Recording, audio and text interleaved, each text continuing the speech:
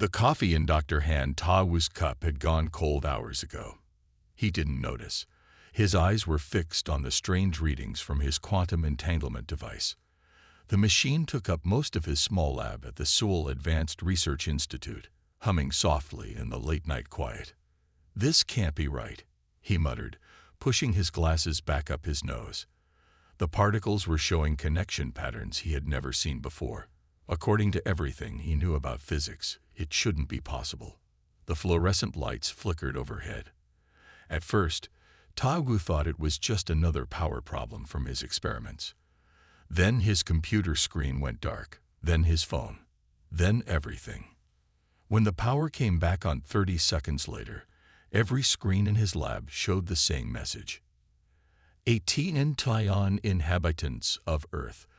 This is the galactic concordate.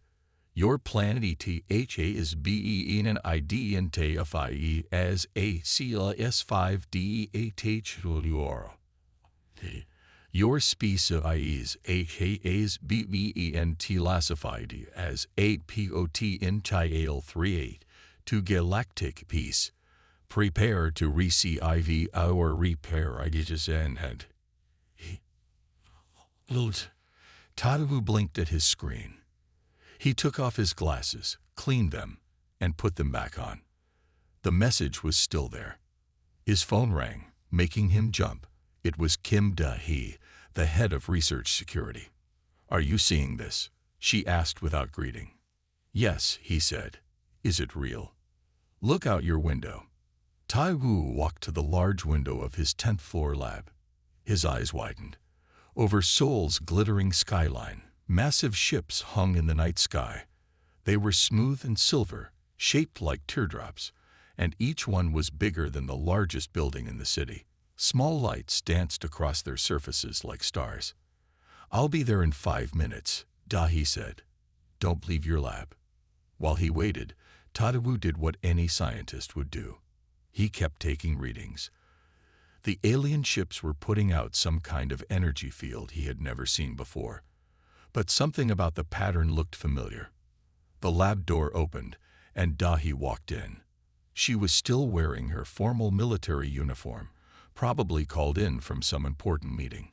Her short hair was slightly messy, the only sign that she had rushed here. "The president is about to make an announcement," she said, turning on the lab's TV.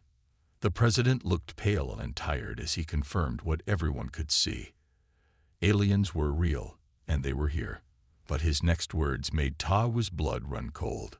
"These beings have informed us that our planet is what they call a death world, a planet with gravity, radiation, and atmospheric conditions they consider extremely dangerous. They believe any species that evolved in such conditions must be naturally violent and dangerous." Taigu looked at his quantum readings again, then at the ships, then back at his readings. "Dahi," he said slowly, "I think I know how their ships work. And I think they're making a big mistake." "What do you mean?" "These energy patterns, they're similar to what I've been studying with quantum entanglement, but they're treating the quantum field like it's rigid, following their rules. They don't understand." "Understand what?" Dahi asked, moving closer to look at his screens. Taiwu smiled for the first time since the ships appeared. "They don't understand that on a death world like Earth, even the rules of physics learn to adapt." The president was still talking.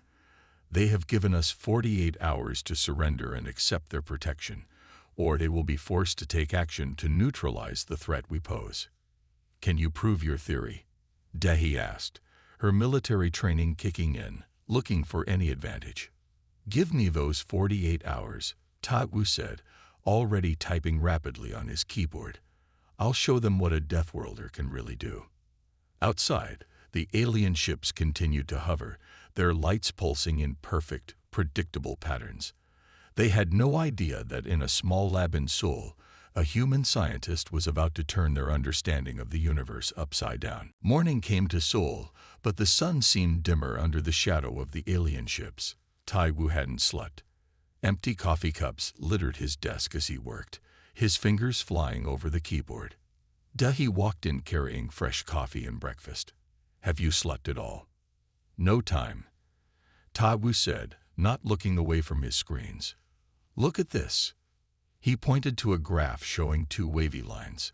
One was blue, showing the energy from his quantum device. The other was red, showing readings from the alien ships.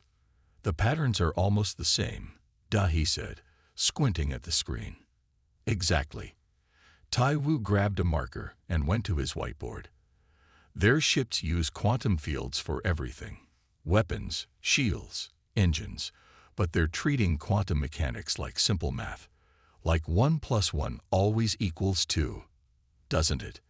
Dahi asked, taking a sip of coffee. Taiwu smiled. Not in quantum physics, and definitely not on Earth. Our planet's gravity and magnetic fields make quantum particles behave differently. That's why my experiments never matched the textbooks perfectly. A loud boom shook the building. They ran to the window. One of the alien ships had fired something at the ocean, creating a massive splash. A demonstration, Dahi said grimly. They're showing us what they can do. Taiwu's phone buzzed. It was a message from the government. All major scientists were being called to an emergency meeting. The meeting room was packed with Korea's top minds. On a large screen, they could see similar meetings happening in other countries. Everyone was talking at once, arguing about what to do. Then the alien spoke again. Every screen changed to show a tall, silver-skinned being with large, dark eyes. People of Earth, the alien said in perfect Korean, and presumably other languages in other places. I am Grand Admiral Vex. We have studied your weapons, your defenses, and your technology. You cannot resist us. If you surrender, we will protect you from yourselves. If you refuse, the screen showed the ocean demonstration again. Taiwu raised his hand like a student in class. To everyone's surprise, the alien noticed. You wish to speak, human? Yes, Taiwu said, standing up. Dahi tried to pull him back down, but he continued. You've studied our weapons and technology, but have you studied our physics? The alien's large eyes blinked slowly. Your understanding of physics is primitive.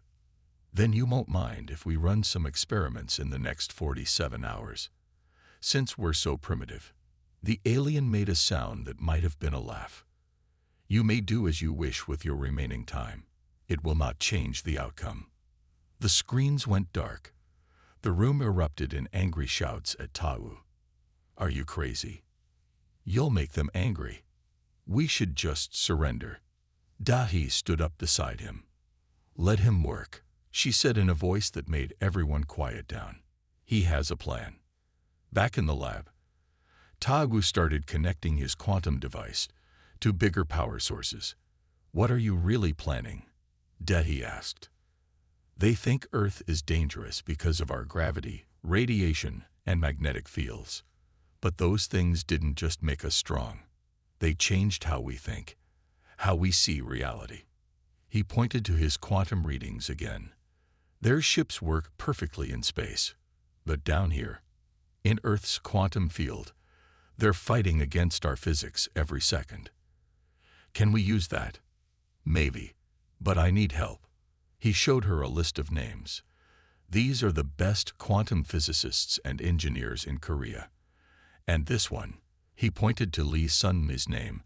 She wrote a paper about using Earth's magnetic field for energy. Everyone said her ideas were impossible. Just like your quantum experiments. Dahi was already making calls. Exactly, Taiwu grinned. The aliens think being from a death world makes us dangerous. They have no idea how right they are, just not in the way they think. Above them, the alien ships continued their perfect, predictable patterns.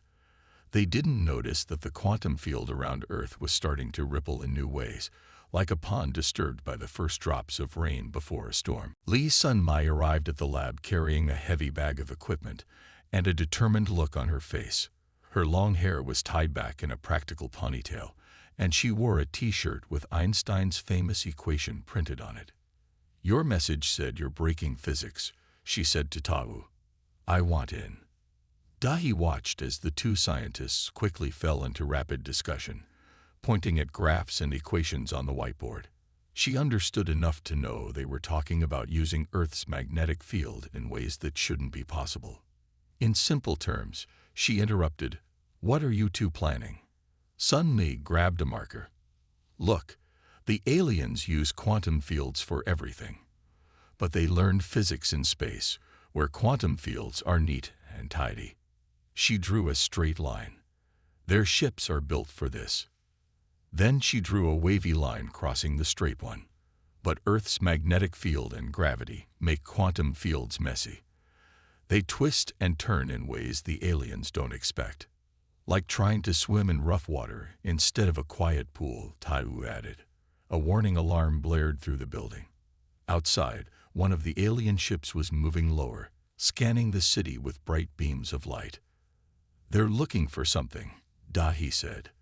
"They must have detected our experiments." "Good," Sun Mi said with a fierce smile. "That means it's working." She opened her bag and pulled out what looked like a small metal pyramid covered in wires. "This is my magnetic field amplifier." Everyone said it wouldn't work because it breaks the standard laws of physics. "Put it here," Taiwu said, clearing space near his quantum device. "If we connect them." The lights flickered as they combined their machines. The quantum readings on the screen went wild, showing patterns that looked like dancing waves. "This is incredible," Sun Mi whispered. "The quantum field is responding to Earth's magnetic field. It's like they're talking to each other." Dahi's phone rang. "The aliens are demanding to know what we're doing," she said after a short call. "They say our energy readings are impossible." "Of course they're impossible," Taiwu laughed. "That's the point. We're not playing by their rules anymore." The room started to hum. The air felt thick, like before a thunderstorm. On the screens, the quantum readings kept getting stronger. "We need more power," Sun Mi said. "And we need to make it bigger. Much bigger." "How much bigger?" Dahi asked. "Planet-sized," Taiwu said quietly. "We need to turn Earth's whole magnetic field into a quantum shield." Dahi stared at them. "That's impossible," Sun Mi finished. "So is evolving on a death world, according to them. So is surviving with our gravity and radiation. We do impossible things every day just by existing." Another alarm sounded. The alien ship was directly above their building now. "They're scared," Taiwu realized. "They can see what we're doing, but it doesn't make sense to them. It breaks their understanding of physics." The room's screens flickered again, showing Grand Admiral Vex's face. The alien looked angry. "Stop your experiments immediately," Vex demanded. "You are disturbing the natural order of space-time." "Natural order?" Sun Mi laughed. "We're from Earth. Nothing here follows your natural order." The quantum readings suddenly spiked. A visible wave of blue energy pulsed out from their combined machines, passing through the walls like they weren't there. When it hit the alien ship above them, the ship's lights flickered and it moved back, as if pushed by an invisible hand. "It worked," Taiwu shouted. "Their quantum fields can't handle Earth's patterns." "That was just a test," Sun Mi said, already adjusting her device. "Wait until you see what happens when we really push it." Dahi looked at her phone, checking the time. "You have 36 hours left. What do you need?" The two scientists shared a look. Then Taiwu said, "Every magnetic field sensor in Korea. And maybe some energy drinks. We're going to teach the aliens what physics looks like on a death world." The lab had changed in just a few hours. Every surface was covered with computers, wires, and blinking devices. People rushed in and out, carrying equipment and talking quickly. In the middle of this chaos, Park Ji-ho sat quietly, his fingers moving across 3 keyboards at once. At 22, he was the youngest person in the room, but his eyes showed the focus of someone much older. "The AI is ready," he announced. "It can predict how the quantum fields will move." Taiwu looked over Ji-ho's shoulder at the complex patterns on the screens. "How did you teach it to understand something that breaks physics?" "I didn't," Jiho said with a small smile. I taught it to think like a Deathworlder, to look for patterns that shouldn't exist, but do anyway. Sunmei walked over, carrying new sensor readings. The aliens are changing their ship's quantum fields. They're trying to match Earth's patterns. Can they do that? Dahi asked, bringing fresh coffee for everyone. No, Jiho said, pointing to his screens. Look, every time they try to copy our pattern, Earth's magnetic field shifts slightly. It's like the planet is playing with them. Taiwu finished. Earth's field is alive in a way their physics can't understand. A loud bang shook the building. Through the windows, they could see 3 alien ships forming a triangle above Seoul. They're getting nervous, Dahi said. Our time is running out. Jiho's computers suddenly beeped loudly. They're scanning us with something new, something big. The air felt heavy, like being deep underwater. Everyone's hair stood on end, as if touched by static electricity. They're trying to shut down our quantum field, Sunmai said, rushing to adjust her machines. But they don't understand. Our field isn't coming from our machines. It's coming from Earth itself. Taiwu grabbed a marker and started writing quickly on the whiteboard. Jiho, can your AI predict where Earth's field will be strongest in the next hour? Already doing it, Jiho said, typing faster. There's a pattern. The field gets stronger when their ships try to fight it. Like Earth is learning from each attack. That's it, Sunli shouted, making everyone jump. We don't need to create a shield. Earth already has one, its magnetic field. We just need to wake it up. Wake up a planet, Dahi asked. Is that even possible? We're Deathworlders, Taiwu said with a grin. We do 6 impossible things before breakfast. The room's screens suddenly change, showing Grand Admiral Vex again. The alien looked different now, less confident, more worried. Your experiments are disturbing the fabric of space-time, Vex said. This is your final warning. Stop now, or we will be forced to take action.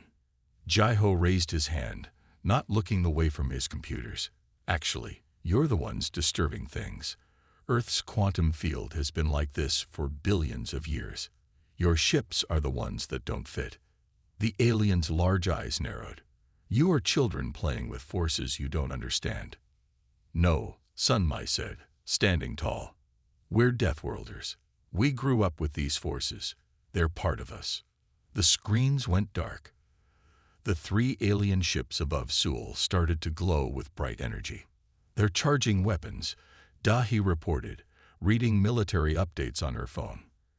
Good, Taiwu said. Jiho, is the AI ready? Yes. It says Earth's magnetic field will peak in exactly 43 minutes. Perfect. Taiwu looked at his team, the military officer, the energy expert, the young AI genius. Time to show them what happens when you corner a bunch of Deathworlders in their own quantum field. Outside, the alien ships hummed with power, preparing to attack. But deep beneath their feet, Earth's magnetic field was starting to pulse with a new rhythm, like a sleeping giant slowly waking up. Red warning lights flashed across every screen in the lab. The team's machines sparked and hummed as Earth's magnetic field grew stronger. Power levels at 200% and climbing. Sunmai called out, her hands moving quickly over her controls. The magnetic field amplifier is getting hot. Jiho didn't look up from his screens. The ASs were approaching a quantum tipping point, like a wave about to break. Smoke rose from one of the computers. Dahi grabbed a fire extinguisher, but Taiwu waved her away. Let it burn, he said, eyes fixed on the readings. We're too close to stop now. Through the windows, they could see the alien ship's weapons glowing brighter. The air itself seemed to vibrate with power. Message from military command, Dahi reported. They're detecting energy buildup in all alien ships, not just the ones above Seoul, all of them worldwide. They're scared, Sunmai said with a fierce smile. They should be. More machines sparked. The lights in the lab flickered and died, leaving only the glow of emergency power and computer screens. 20 minutes until Earth's field peaks, Jai-Ho announced. But the aliens aren't waiting. There. A beam of bright energy shot down from one of the ships, aimed right at their building. Everyone ducked, but the beam never hit. Instead, it curved away at the last second, like water flowing around a rock. Did you see that? Ta-Wu jumped up excitedly. Earth's field protected us. It's working. Admiral Vex is calling, Dahi said, pointing to the main screen. The alien leader appeared, but the image was shaky and full of static. What are you doing? Vex demanded. Our sensors, impossible readings. You keep using that word, Sun Mai said. Impossible. I don't think it means what you think it means. Your weapons, Vex said, they're being affected by some kind of quantum disturbance. Stop this immediately. Jai-Ho raised his hand again, still typing with his other hand. Actually, there's no disturbance. Earth's quantum field is just returning to its natural state. Your ships were the ones disturbing it before. More alarms blared. On Jai-Ho's screens, red lines showing the alien ship's energy levels started to drop. Their quantum fields are failing, Ta-Wu explained. They can't maintain their perfect patterns in Earth's messy reality. Another weapons beam fired from a ship. This time, it bent completely around and hit a different alien ship, making its shields flicker. 15 minutes to peak field strength, Jai-Ho reported calmly, as if he wasn't watching physics itself being rewritten around them. Sun Mi's magnetic field amplifier was glowing red-hot now. We need more power, she shouted over the noise of failing machines. No, Ta-Wu said suddenly. Look at the pattern. Really look at it. On the main screen, waves of quantum energy flowed around Earth like water. But there was something else, tiny ripples in the pattern, moving in ways that shouldn't be possible. Those ripples, Sun Mai whispered, they're coming from us. From humans. Dahi stepped closer to the screen. What do you mean? Our brains, Ta-Wu said excitedly. Growing up on Earth, in this quantum field, we learned to sense it, to work with it. We just never knew we were doing it. 10 minutes, Jai-Ho called out. The room's screens filled with static, then showed Admiral Vex again. The alien looked truly afraid now. Your planet's field is impossible, Vex said. No species could evolve in such conditions. No life could survive. We did more than survive, Ta-Wu replied. We learned to dance with it. The static grew worse. Through the windows, they could see the alien ships starting to drift, their perfect formation breaking apart. 5 minutes to peak, Jai-Ho announced. Sun Le looked at her readings and smiled. They thought being from a death world made us dangerous. Wait until they see what happens when we wake up the death world itself. The lab was like a scene from a storm at sea. Machines sparked and smoked. Papers flew everywhere in winds that shouldn't exist indoors. In the middle of it all, the team worked with fierce determination. 1 minute to peak, Jai-Ho shouted over the noise. His screen showed Earth's magnetic field swirling like a giant whirlpool with Seoul at its center. Sun Mi's magnetic amplifier was floating now, held up by invisible forces. The quantum field is so strong it's affecting gravity. 30 seconds, Jai-Ho called. Through the windows, they could see the alien ships trying to move away, but Earth's field held them like a spider web, growing stronger every second. 15 seconds. Dahi's phone lit up with messages, reports coming in from everywhere. Their weapons aren't working. Their shields are failing. 10 seconds. Ta-Wu stood by his quantum device, hand on the final switch. Time to show them what a death world can really do. 5. Sun Mi grabbed her controls. 4. Jai-Ho's AI showed the quantum field reaching critical levels. 3. The alien ship's lights flickered wildly. 2. Earth's magnetic field pulsed like a heartbeat. 1. Ta-Wu flipped the switch. For a moment, Everything went quiet. The wind stopped. The sparks died. Even the air seemed to freeze. Then it happened.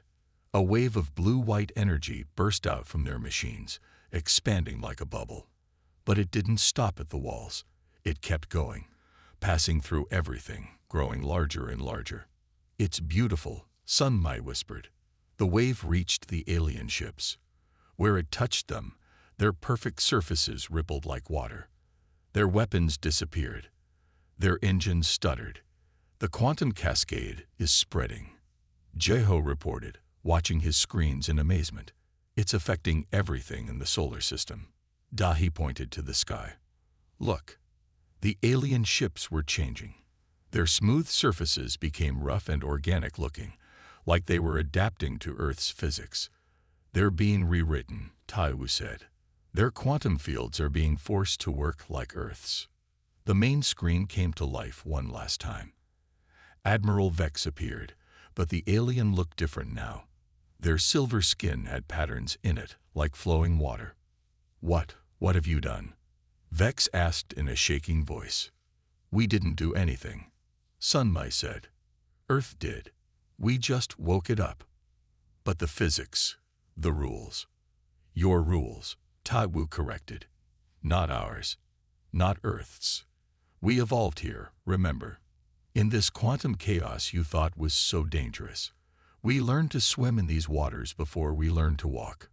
Jeho looked up from his screens. "The cascade has reached Mars. It's still spreading. The whole solar system is becoming like Earth." "Impossible," Vex whispered. "You keep saying that," Dahi said with a smile. "Maybe you should learn some new words." The alien ships hung in the sky, transformed by Earth's physics. They looked less threatening now, more like sea creatures floating in an ocean of quantum energy. "Your weapons won't work anymore," Taiwu explained. "Not here. Not now that space itself plays by Earth's rules." "And it's not just weapons," Sun Mai added. "Everything you built assuming physics was simple and predictable. It's all going to have to adapt. Like we did." Admiral Vex was quiet for a long moment. Then, to everyone's surprise, the alien laughed. "We called you dangerous because you evolved on a death world. We had no idea how right we were." The screen went dark for the last time. Outside, the alien ship's new organic surfaces rippled with Earth's quantum field, like they were finally learning to swim in deeper waters. "So," Dahi said, looking at the tired but triumphant team, "what do we do now?" Taiwu smiled as he watched the quantum cascade spreading through space, changing everything it touched. Now we teach them how to dance with chaos." 3 days after the quantum cascade, the lab had changed. The broken machines were gone, replaced by new equipment. Alien scientists now worked alongside the human team, their silver skin rippling with Earth's quantum patterns. "It's fascinating," one alien researcher said, watching Jeho's AI model Earth's magnetic field. "We spent thousands of years mastering space, but we never truly understood it." Taiwu stood with Admiral Vex by the window, watching more alien ships arrive. The new ships were different, designed to work with Earth's physics instead of fighting against it. "Your people adapt quickly," Taiwu said. "We had to," Vex replied. The Admiral's silver skin now flowed like a stream in sunlight. "When your quantum cascade reached our homeworld, everything changed. But you were right. Change isn't always bad." Sun Lei called them over to her workstation. On her screen, brain scans of humans and aliens glowed with activity. "Look at this," she said excitedly. "Human brains don't just work with Earth's quantum field. They're part of it. Every thought we have creates tiny ripples in the field. Like dropping pebbles in a pond," Jeho added, not looking up from his computers. "That's why we could never conquer Earth," Vex said quietly. "Our weapons relied on controlling quantum fields. But you were born swimming in them." Dahi walked in, carrying reports from around the world. "The changes are everywhere. Quantum computers work differently now. Space travel is changing. Even the internet is faster, somehow. Because it's all following Earth's rules now, Taiwu explained. No more fighting against the natural flow of things. A new alien scientist hurried into the lab, carrying readings from deep space. The cascade has reached the edge of the solar system, she announced. The quantum changes are permanent. Good, Sunmai said firmly. The universe needed a little chaos. Jaiho raised his hand, a habit he still hadn't broken. The AI found something else. The quantum ripples from human brains, they're not just random. They form patterns. Like we're all connected through Earth's field. A planetary consciousness, Vex asked, large eyes wide with wonder. More like a dance, Taiwu said. Billions of humans, all moving with Earth's quantum field, creating something bigger than ourselves without even knowing it. Dahi smiled. No wonder you thought we were dangerous. We were right, Vex said, but not in the way we thought. Your danger wasn't in violence or aggression. It was in showing us how wrong we were about the universe itself. Sunni's machines beaked with new readings. The quantum field is still changing, growing stronger, like it's waking up more. Not just Earth's field, the alien scientist said, checking her deep space readings. All of space is changing. The quantum cascade didn't just affect our solar system. It showed space itself a new way to exist. Taigu walked to his whiteboard and started writing equations. Then we have work to do, a whole new physics to understand. Together this time, Vex said. No more talk of death worlds and primitive species. We need your chaos as much as you needed our order. Jaiho looked up from his screens. The AI says the changes are still spreading. Like ripples in a pond, getting bigger and bigger. Let them spread, Sunmai said. The universe could use a little death world creativity. Outside, Seoul glittered in the evening light. The alien ships above the city no longer looked threatening. Their organic surfaces flowed with quantum energy, making them look like they had always belonged in Earth's skies. What happens now? Dahi asked, looking at the changed world around them. Taiwu smiled as he watched humans and aliens working together, all of them connected by the quantum dance they shared. Now we teach the universe how to break physics properly. 1 month after the quantum cascade, the Seoul Advanced Research Institute had grown. New buildings stretched into the sky, their designs blending human and alien architecture. In the main lab, Taiwu stood before a room full of alien and human scientists. Today, he said, pointing to a hologram of the solar system, we begin the first joint mission to Mars using our new understanding of quantum physics. The hologram showed a new type of spaceship.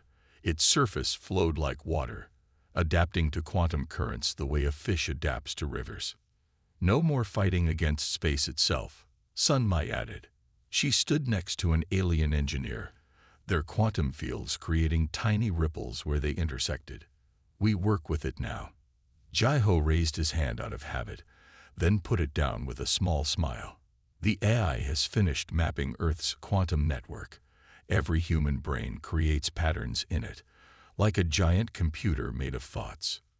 And now we're part of it too, an alien scientist said, her silver skin shimmering. Our minds are learning to dance with yours. Dahi walked in with Admiral Vex. Both wore new uniforms that represented the joint Earth Concordat Space Force. The last of the old ships have been rebuilt, Dahi reported. No more weapons that try to control quantum fields. Now they all flow with them. And the Concordat has officially removed Earth's death world status, Vex added. The Admiral's voice held warmth now, not fear. We're calling it a quantum cradle instead, the birthplace of a new understanding of space itself. Sunni's machines beeped with excitement. On her screens, waves of quantum energy flowed between human and alien minds, creating beautiful patterns. We were so wrong, Vex said, watching the display. We thought being from a high-gravity, high-radiation world made you dangerous. We never imagined it made you magical. Not magic, Ta Wu corrected with a smile. Just physics we didn't understand yet. The kind that comes from growing up in quantum chaos and learning to love it. Jaiho's AI projected a new image, a map of the galaxy showing quantum fields spreading from Earth, changing everything they touched. The cascade has reached 12 star systems now, he reported. Every world it touches wakes up a little more, like they're remembering how to dance. And the ships? Dahi asked. How are they handling deep space? Better than ever, Sunma said. Now that they'd flow with space instead of fighting it, they're twice as fast. And the crews, human and alien together, they're learning to feel the quantum currents directly. No instruments needed. Tadewu walked to his old whiteboard. It was covered in equations that mixed alien mathematics with Earth chaos. 1 month ago, we thought we had to surrender to join the galaxy. Instead, we taught the galaxy to surrender to its own wild nature. And much better kind of surrender, Vex agreed. One that makes us all stronger. Outside, the sun was setting over Seoul.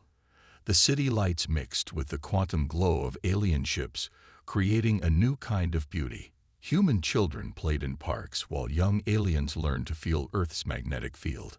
Scientists of both species worked together in labs, exploring the endless mysteries of their new shared physics.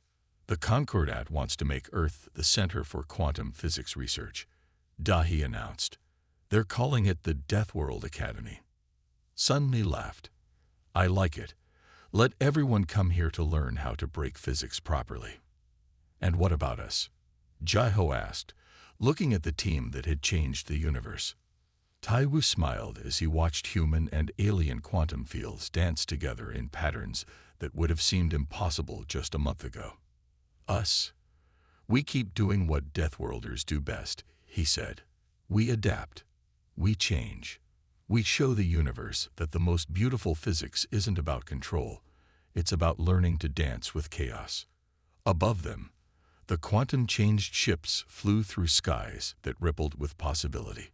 Earth's magnetic field pulsed like a heartbeat, sending waves of change across the stars. And in labs and homes and schools across the planet, humans and aliens learned together that sometimes the most powerful force in the universe isn't order or control. It's the wild, wonderful physics that comes from a world that taught its children to dance with chaos itself.